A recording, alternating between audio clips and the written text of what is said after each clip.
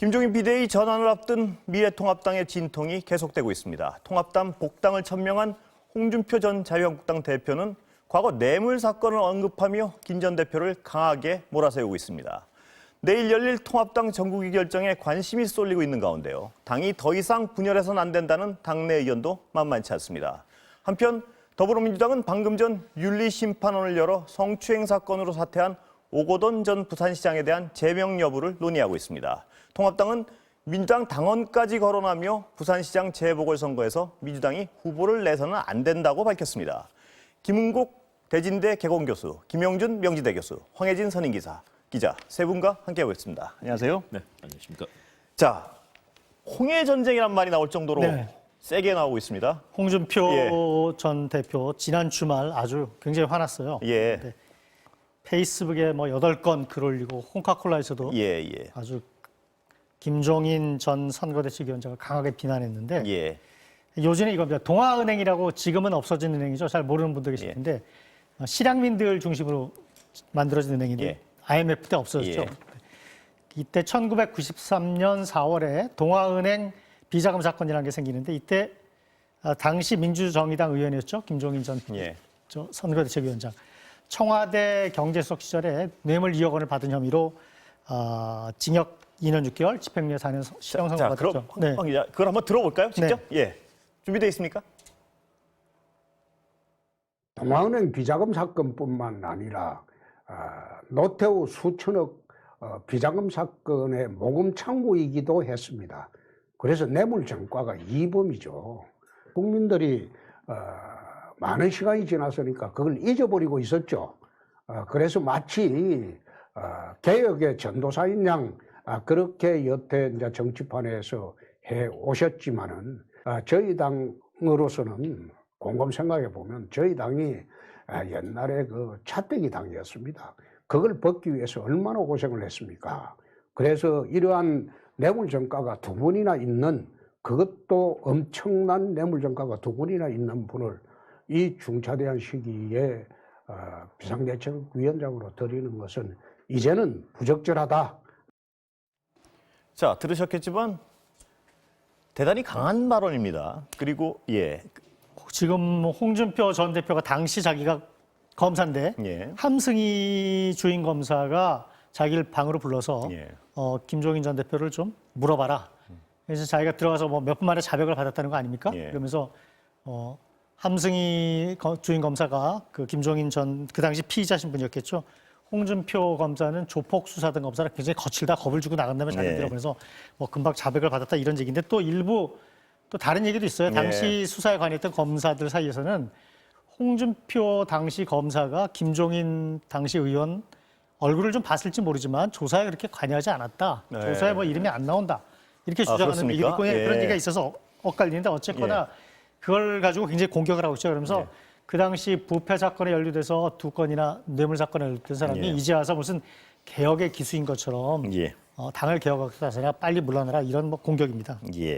자, 어떻게 보십니까? 이 홍준표 전 대표 굉장히 뭐랄까 이런 표현이 뭐 쌈딱이랄까요? 뭐 하여튼 한번 물면 잘 안 놓으시는 분인데요. 타격이 있을 것 같은데 어떻습니까? 있죠. 과정을 보면 처음에는 이제 김종인 비대위 체제에 대해서 긍정적으로 평가를 했어요. 뭐 카리스마도 있고 또 민주당에서의 비상대책위 경험도 있기 때문에 나음으로 이 당을 수습하는데 적임자라고 얘기를 했다가 좀 완전히 이제 상황이 바뀌었는데요. 그거는 뭐 잘 아시다시피 김종인 이제 비대위원장이 이제 뭐 될지 안 될지는 모르겠지만 실은 2017년 대선에 출마한 사람들은 이제 더 이상 유효하지 않다라고 하는 그 발언이 그것 때문이라고 보시는 건가요? 저는 그걸 봅니다. 그런 의미에서 봤을 때 정치는 뺄셈의 정치가 아니라 덧셈의 정치가 돼야 되거든요. 지금 제가 지난 시간에 말씀을 드렸지만은 미래통합당에 살 수 있는 구상은 모두 다 모여서 거기서 미국식 오픈 프라이머리를 통해서 사람을 선정하는 방법밖에 없다고 제가 말씀드린 적 있잖아요. 이거는 무슨 말이냐면 뭐 조금 전에 뭐 우리 저 김병준 비대위원장도 얘기를 했지만 누가 낙점하는 시대가 아니란 말이에요. 그러니까 가장 자신의 목표를 방해한다고 판단을 했기 때문에 그건 뭐 결국 이제 공격을 할 수밖에 없는 부분이 된 것이고요. 또 하나 이제 미래통합당 입장에서 봤을 때는 곤혹스러운 부분은 뭐냐면 혁신을 하려면 가장 핵심이 도덕적 성찰을 바탕으로 예. 한 혁신이 돼야 되는데 그 부분을 공격하고 나왔다. 그걸 공격하고 말입니다. 나왔기 때문에 이거는 완전히 뺄셈의 정치예요. 예. 그런 면에서 봤을 때 저는 결코 바람직하지 않으니까 그러니까 넘지 말아야 할 선을 다 넘어버린 거예요. 예. 그런 면에서 봤을 때 저렇게 정치적 경륜들이 많으신 분들이 예. 왜 저렇게 나름대로 뺄셈의 정치를 할 수밖에 없게끔 됐나라는 거는 미래통합당으로 봐서도 참 곤혹스러운 부분들이 있어서요. 예. 또 한편으로는 이제 정치를 오래 하신 분들이기 때문에 조만간 또 수습할 수 있는 예. 그런 기회가 분명히 또 마련되지 않을까라는 생각을 좀 합니다. 자, 김 교수님. 서로 물러설 수 없는 거죠. 예. 김종인 위원장 지금 8순 아닙니까? 예. 이 상황에서 비대위원장 맡았는데 사실상 마지막 정치적 승부라고 보는데 예. 여기서 더 이상 물러날 수 없기 때문에 여러 가지 카드들을 내놓고 있습니다. 뭐 740, 70년대생 40대 예. 정치인부터 시작해서 개혁을 하겠다는 얘기고요.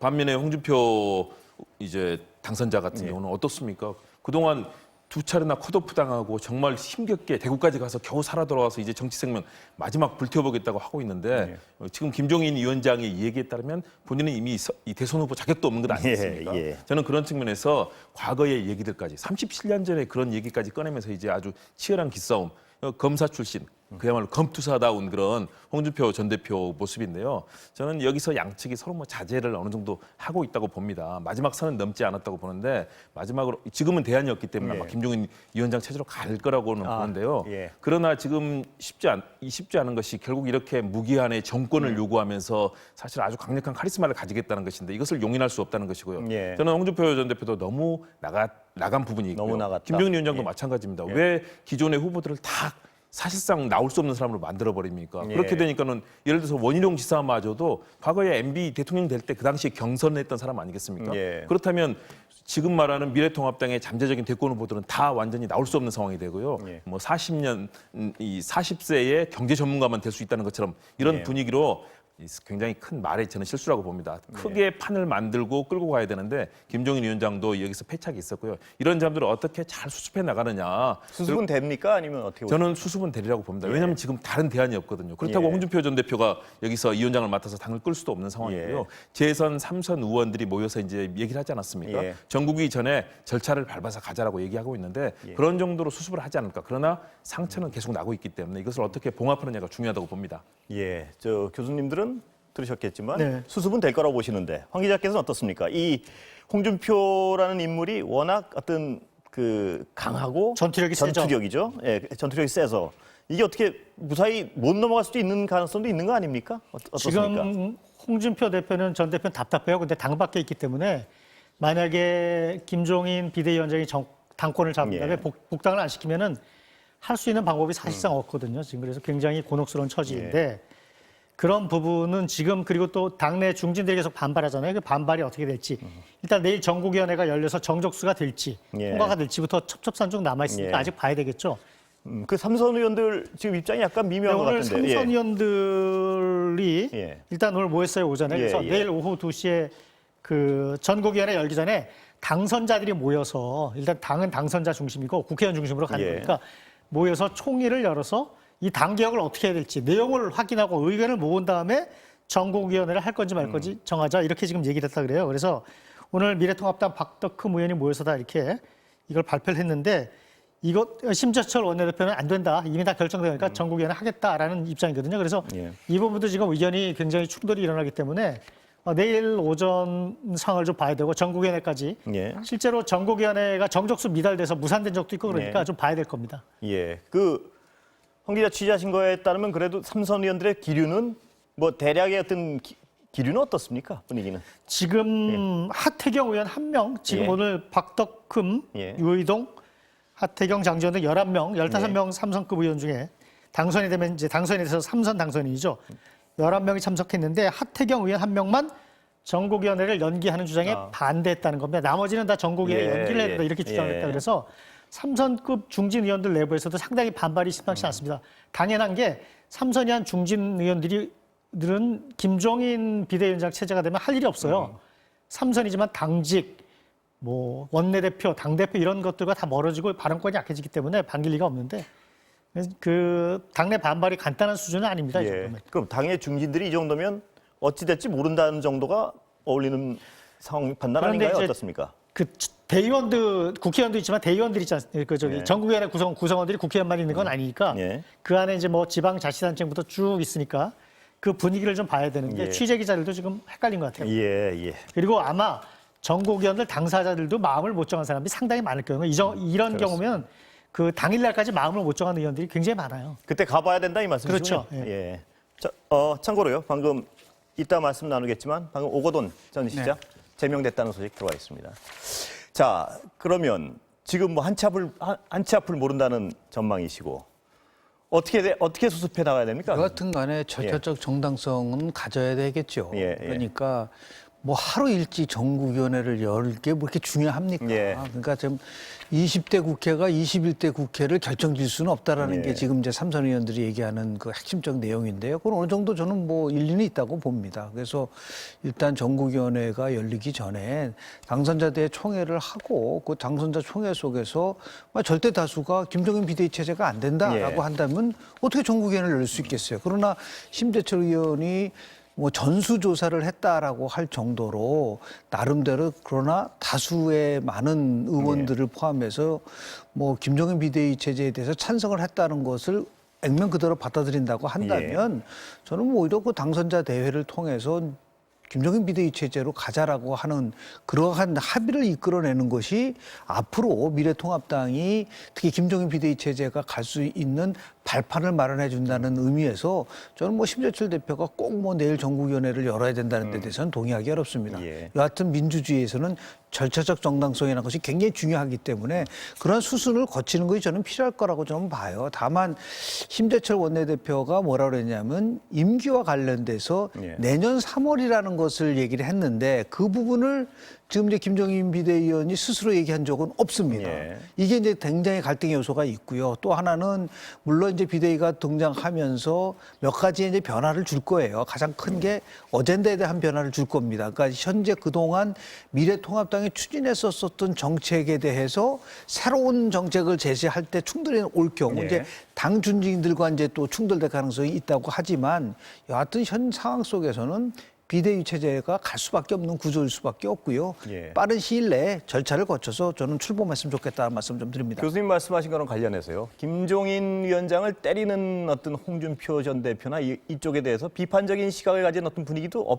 꽤 많습니다. 어떻습니까? 그렇죠. 뭐 정진석 의원이라든가 그렇게 하면 안 된다. 우리랑 이렇게 깨자는 것이냐 이런 강력한 비판의 목소리도 나오고 있거든요. 예. 저는 그런 목소리도 있고 사실은 그 목소리가 좀 더 많은 쪽이 아니냐. 왜냐하면 지금 만일의 경우 여기까지 왔는데 김종인 위원장이 맡아주지 않는다면 사실은 당에서 구심점 역할을 하기는 굉장히 어려운 상황입니다. 예. 지도부가 다 사실상 낙선한 상황이고 조경태 의원만 살아남지 않았습니까? 예. 그런 상황이다. 어차피 저는 아까 김병준 전 비대위원장이 했던 것처럼 비대위원장이 할 수 있는 역할이 그렇게 많은 건 아닙니다. 우리 기억하지만 김용태 비대위원장 건도 사실은 자초가 되고 김병준 위원장도 그렇게 성공하지 못했지 않습니까? 본인은 저는 그렇게 말씀 안 하셨습니다. 예. 본인은 그랬지만 사실은 이제 전반적인 평가는 그렇습니다. 그렇다면은 과연 비대위원장으로서 김종인 위원장이 당과 색깔도 맞지도 않고요. 경제민주화를 주장했던 사실은 진보적인 컬러와 당의 색깔을 어떻게 맞출 것인가. 그리고 굉장히 사실은 자신의 주도로 모든 것을 이뤄나가시는 분이거든요. 예. 벌써 당내 중진들의 반발이 나타나듯이 당의 총의를 이끌어가는 것. 더구나 보수 진영의 여러 가지 그런 새로운 상식과 합리에 기초한 새로운 가치를 만들어나가는 데서 굉장히 어려움이 있을 것이거든요. 예. 그런 측면에서 김종인 위원장도 당의 그런 의견들을 어떻게 하면 조율하면서 나가야 될 것인가 고민을 해야 될 것이고요. 예, 그렇습니다. 근데 지금 일단은 그 표면적으로는 당내 반발이 많이 두드러지는 편인데요. 그 추인을 위해 내일 소집된 당 전국위원회 날짜를 당선인 대회 이후로 미뤄야 한다는 주장이 나오는 건데요. 이런 기류를 의식한 탓인지 김종인 전 위원장은 자신은 무제한 임기를 요구한 적이 없다 이렇게 말했습니다. 김종인 전 위원장 얘기 들어볼까요? 나는 무제한이라는 말은 해본 적이 없어요. 그거는 우리 기자들도 조심해서 써야 돼. 본인이 한마디도 하지도 않은 걸 갖다가 마치 한 것처럼 쓰고 말이야. 자, 황 기자. 네. 무제한 임기 정권임 요구한 적 없다. 이 얘기 맞습니까? 어떻게 뭐 지금 과정을 보면 뭐 했다 안 했다 계속 왔다 갔다 지금 하는. 김종인 위원장이 본인 예. 그 당신 입으로 저렇게 말씀하신 적은 사실 예, 기록은 그렇던가요? 없죠. 예, 근데 예. 이제 기자들이 취재하고 여기저기 예. 왔다 갔다 하고 그 말이 이제 반대하는 예.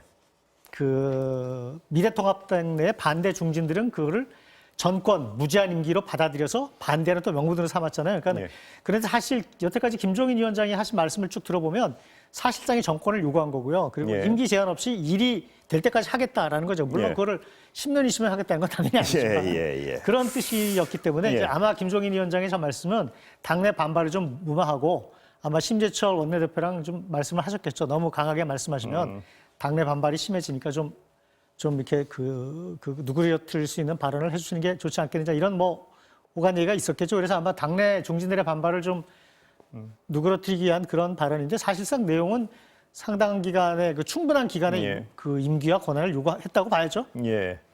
근데 실질적으로 예. 보면은 뭐 총선 후에 비상대책위원장이 갖고 있는 권한이 뭐죠? 좀 묻고 싶어요. 예. 뭐 그렇게 큰 권한이 없어요. 예. 예를 들어서 할 수는 뭐 당직권이라든지요, 아니면은 뭐 당협위원장을 좀 뭐 교체하겠다라는 부분들이 있을 수 있지만 그 선거가 지금 끝난 지 얼마 안 됐는데 그 상황 속에서 교체한다는 것도 어렵고요. 그리고 그 권한이 그렇게 없는데 아까 김 교수님 네네. 말씀은 비대위 체제로 가야 된다 이쪽이었죠. 근데 수습을 실은 해가지고. 이제 크게 세 가지 변화를 추구할 거라고 저는 봐요. 예. 제일 첫 번째는 그동안 보수가 가장 잘못한 것 중에 하나가 참여가 없었던 거거든요. 예. 그러니까 지금 아까 일선에서 김병준 좀 위원장 말씀하신 메시지를 전달할 것이다 이 말씀이신가요? 그런 메시지는 예. 뭐냐면 특히 이제 보수 참여라고 쓸 것이다. 예.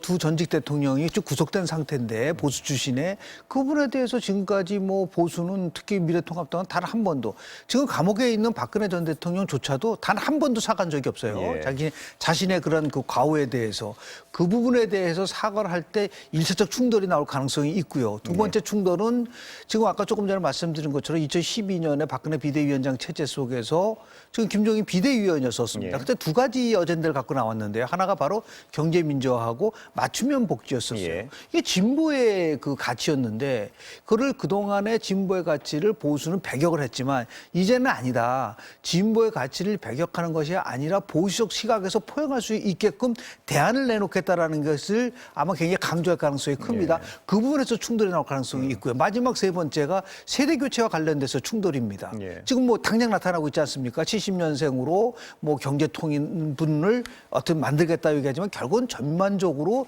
당의 인적 쇄신을 하겠다는 부분이거든요. 예. 이 세 가지를 가지고 충돌이 있을 경우 저는 임기가 성과를 내면은 뭐 길어지는 거고 예. 성과가 나오지 않고 계속 충돌이 되면은 아마 김종인 비대위원장 스스로가 나 그만두겠다고 할 것 같아요. 예. 이렇게까지 변화가 없는데 내가 무슨 역할이 있겠느냐. 그러면 자연스럽게 저는 뭐 아마 올 연말까지 가는 것이 최대한 길게 갈 수 있을 거라고 저는 봅니다. 최대한 올 연말까지 그게 보신다고요? 한 8개월 예. 정도 되거든요. 예. 그 정도면 충분하게 본인이 혁신할 수 있는 기반을 만들 수 있는 여건이 형성이 되고 그리고 자연스럽게 당대표 경선이 되면 이런 관련 표현은 대표가 어떻습니까, 이루어지고 교수님? 네? 12월 네. 말 정도까지면 네. 본인이 무엇을 할 수 있고 무엇을 할 수 없다는 것이 결론 날 아니 것이다. 굉장히 예. 명확하게 된다는 거죠. 그렇게 보시는 그리고 거죠? 저는 그렇게 예, 봅니다. 예. 그럼 충분한 8개월 정도면요. 예. 얼마든지 본인이 생각했었던 혁신이라든지 구상이라든지 이런 거를 국민들에게 내놓고 그 평가는 결국은 국민이 하는 예. 거예요. 그렇게 해서 당 지지도가 올라가고 그리고 나름대로 야 정말 변화된다는 인식이 들면은 뭐 마무리하는 단계에서 이제 자연스럽게 어차피 내년 가면은 연초서부터 이제 차기 대권 후보 경선 구도로 예. 가니까 그러면서 자연스럽게 저는 그때까지는 홍준표 전 대표가 복당이 어려울 거라고 좀 봐요. 예. 자기가 마무리되는 시점에 자연스럽게 또 복당이 되고 예. 당대표가 만들어지고 그러나 한 8개월 정도 연말까지는 제가 강력한 힘을 가지고 제가 말씀 세 가지 어젠다를 예. 가지고 추진하려고 하는 그런 모습을 보일 가능성이 굉장히 높다고 저는 봅니다. 예, 저는 김 좀, 교수님, 예. 저는 좀 길어질 거라고 봅니다. 아, 예. 왜냐하면 이미 12월 이후로 더 그럼요. 길어지- 예, 예. 왜냐하면 본인이 이미 대선 주자, 대선을 준비하는 것들을 마치겠다는 그런 얘기를 했거든요. 예. 다시 말해서 이제 해야 될 일이 뭐겠습니까? 첫 번째는 형식적인 것이죠. 당명 바꾸는 문제부터 벌써 예. 거론을 했습니다. 미래통합당. 사실은 미래와 통합 속에 보수의 가치가 드러나지 않거든요. 예. 그래서 당명을 바꾸는 것도 당의 색깔들, 뭐 지금 핑크빛인데요. 뭔가 그런 형식적인 틀과 당의 구조, 다시 말해 30대, 40대 중심으로 해서 당의 형식도 바꾸는 것이고요. 내용도 과거에 대해서 일단 반성하고 국정농단이라든가 이런 여러 가지 사태에 대해서 제대로 반성하지 않았기 때문에 여기에 대해서 본인이 사과를 하겠다고 예. 하지 않았습니까? 그리고 나서 그동안의 보수 진영이 굉장히 과격한 쪽으로 소위 말해서 극우 진영 쪽으로 많이 갔다는 그런 평가들을 많이 하지 않습니까? 그래서 합리적이고 상식적인 그 보수의 가치 그리고 미래를 담당할 수 있는 그런 보수의 가치로 형식과 내용을 바꾸면서 대선 주자군을 정비하겠다라고 본인의 목표를 예. 정하고 있는 것이죠. 그렇다면 이것이 이루어지기 위해서는 저는 통상적인 비대위원장이 2, 3개월 정도 하는 예. 것이지만 이 목표를 달성하려면 2022년 3월 9일 대선까지 기본적인 틀들을 준비해야 되거든요. 예. 그럼 최소한도 정말 내년 무기한이네요.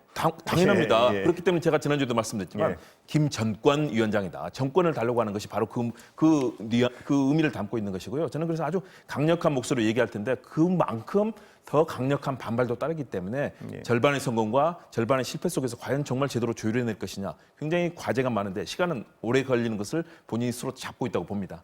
예. 8개월 내에 승부가 안 나면 예. 그건 더 이상 지탱하기 어려워요. 두 분은 예, 이제 그러니까 굉장히 다른 말씀을 하고 계신데 왜냐하면 8개월 제가 대한민국의 지켜보겠습니다. 정치라는 게요. 이제 당선자들 특히 당대표를 좀 생각하고 있는 사람들이 지금도 8개월은 예. 굉장히 그러니까 긴 시간인데요. 두 분 교수님이 완전히 상반된 해석을 하고 네네네. 계신데요. 저는 만약에 2022년까지 대선의 모든 것을 주도권을 가지고 가겠다고 한다면 그 비대위 체제는 실패하기 굉장히 예. 실패할 가능성이 높다고 예. 보는 거예요. 오히려 자기가 모든 걸 내려놨다고 얘기를 했잖아요. 예. 그런 부분 속에서 왜 지금 벼랑간 김종인 비대위원장이 그동안 한 번도 얘기하지 않은 나는 절대적으로 기간을 얘기한 적도 없고 예. 권한을 얘기한 적도 없다. 왜 그런 얘기를 하겠 수 있겠습니까? 예. 대한민국 정치에 저는 오히려 더 빠르면요. 심한 경우는 9월 정기국회 전까지도 뭔가 가치적인 성과를 내야 돼요. 예. 그렇지 않으면 굉장히 흔들릴 수 있는 요소가 많기 때문에 저는 아주 최대한대로 예. 8개월 정도에서 승부를 내라. 예. 그런 각오로 이걸 끌고 가야 된다고 해야지만이 그 이후에 어떻게 될지는 모르겠지만 하여튼 예. 저는 이번 연말까지가 최대한 줄 수 있는 권한과 그 임기가 그 정도면 충분하지 않을까 알겠습니다. 생각합니다. 그 12월 30일경에 두 분 다시 모시죠. 국회는 결국은요 예. 정당은 의원들이 이끌어가는 것이기 때문에요. 과연 김종인 위원장은 저는 굉장히 길게 생각을 하고 있지만 의원들이 이번에 초재선 의원들이 많이 들어왔습니다. 예. 그 분들의 생각과 또 이런 여러 중진 의원들의 생각을 과연 어느 정도 포용의 길로 이끌면서 이 판을 끌고 갈 것인가 이런 어젠다를 본인이 얼마나 성취했느냐에 따라 달려 있는데요. 굉장히 길게 잡고 여기서 있다고 봅니다. 좀 궁금해지는데요. 황 기자께서 어떻게 보십니까? 두 분 말씀 중에 길게 갈 것으로 보이십니까? 아니면 저는 이런 생각이 드는데요. 일단 의원들 초재선, 재선 이상, 그다음에 3선, 4선 그룹 사이에 영남 의원도 이렇게 예. 생각이 좀 다른데요.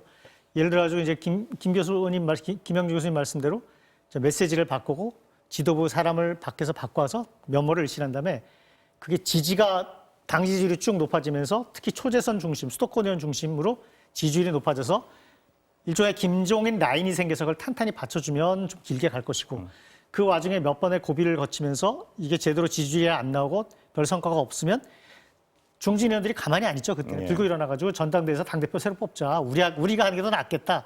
나가시오. 이렇게 될 겁니다. 예. 그 고비가 저는 정기국회쯤에 올 거라고 저는 그렇게 예. 생각합니다. 1차 고비가 그때 좀 양쪽을 다 말씀하셨으니까 가장 틀리지 않는 예측을 안전한 예측. 예, 오거돈 전 시장 얘기 좀 해볼까요?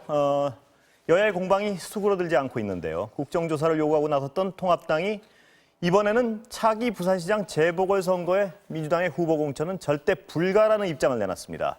심재철 통합당 대표 권한대행의 얘기 들어볼까요? 오거돈 범죄에 관해 석연치 않은 점들이 많습니다. 민주당 당헌 96조 2항에는 이렇게 되어 있습니다. 중대한 잘못으로 직위를 상실해 열리는 재보궐선거에서는 공천을 금지한다라고 이렇게 못 박혀 있습니다. 이 조항은 문재인 대통령이 당 대표 시절 만든 규정입니다. 그러나 민주당은 벌써부터 연막을 피우고 있습니다. 자, 제명했죠? 네, 지금, 네, 예. 오늘 정리 좀 여의도 해주시죠. 당사에서 더불어민주당 윤리심판원 전체 회의를 열어서 만장일치로 오거돈 전 부산시장 제명. 예. 사안이 중차대하고 본인도 시인하고 있어서 만장일치로 제명을 의결했다. 예. 이런 거고요. 다음에 예. 부산 경찰이 수사에 나섰습니다.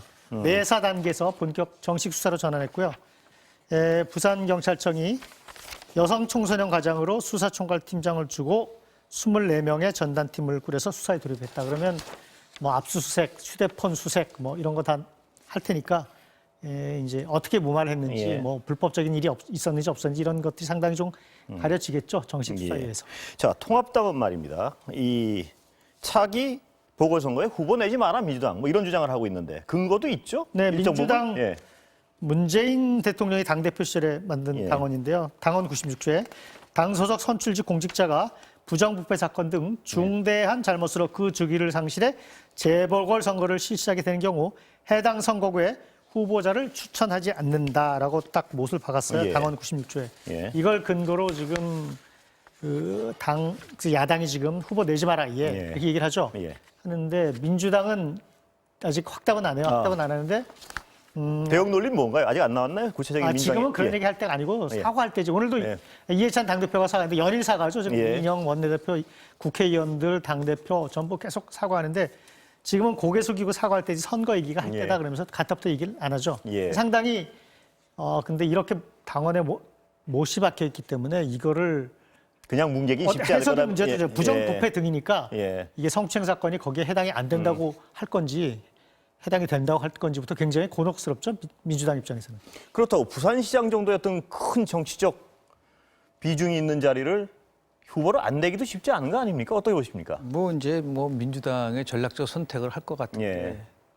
민주당이 정말 국민의 그런 여러 가지를 고민한다면 저는 안 낼 수 있다고 봅니다. 이유는 예. 간단해요. 예. 왜냐하면 내년 4월에 이제 재보궐선거가 있으면요. 예. 임기가 1년 2개월 남은 겁니다. 예. 그러니까 임기가 안낼 굉장히 수도 많이 있다, 남았다고 그렇기 때문에. 하면은 문제가 될지 모르지만 또 2022년도 대통령 선거는 3월 9일이고요. 그리고 2022년도 부산시장 선거는 6월이기 때문에 3월과 6월 동시에 이루어지고 있거든요. 예. 그래서 부산시장 재보궐선거에서 후보를 안 낸다 하더라도 2022년 대선과 지방선거가 같이 있기 때문에 예. 자신들이 얼마든지 탈환할 수 있다라고 하는 그러한 나름대로의 그런 예. 그 전략적 판단을 할 가능성이 크고요. 아. 그렇게 하면은 얼마든지 국민들에게 우리가 진정성 있게 예. 당원도 못 지키는 사람들이 무슨 다른 국민들에게 법을 지키라고 할 수 있겠느냐라고 공격받을 수 여지가 있고 또 하나는 180석이라는 이 압도적인 이 거대 여당으로서 갖고 있는 존재감이 오히려 결정을 쉽게 할 수 있을 거라고 저는 봐요. 예. 그렇게 함으로써 이제 끊임없이 국민들에게 다가서는 모습으로